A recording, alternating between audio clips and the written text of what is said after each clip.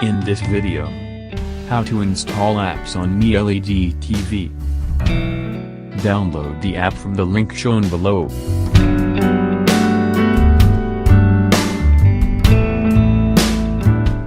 Copy that app file into your pen drive and connect it into the USB port.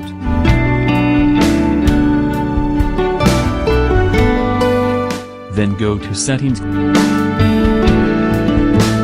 Click Security.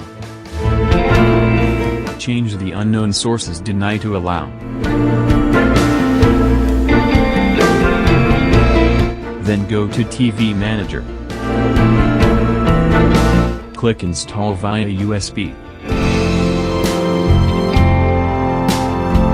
Select the AppCap file and press to install. Wait for a moment.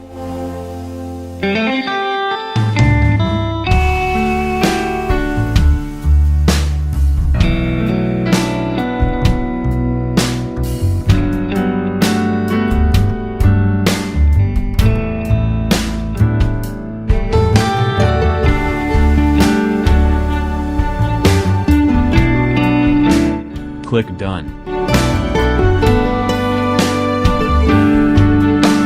Select More to view the app.